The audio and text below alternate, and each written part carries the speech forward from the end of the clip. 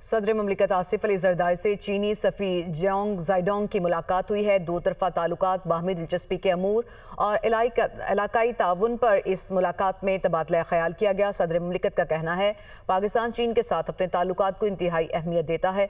दोनों मुल्कों के दरमियान तजारत, मईशत, सकाफत और इलाकाई रवाबत के फ़रोग के वसी मौक़े मौजूद हैं।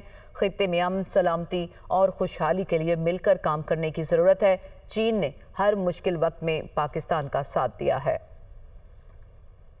सदर ममलिकत आसिफ अली जरदारी से चीनी सफ़ी जियांग जाइडोंग की मुलाकात हुई है। दो तरफा ताल्लुकात, बाहमी दिलचस्पी के अमूर और इलाकाई ताउन पर इस मुलाकात में तबादला ख्याल किया गया। सदर ममलिकत का कहना है पाकिस्तान चीन के साथ अपने ताल्लुकात को इंतहाई अहमियत देता है। दोनों मुल्कों के दरमियान तजारत, मईशत, सकाफत और इलाकाई रवाबत के फ़रोग के वसी मौक़े मौजूद हैं।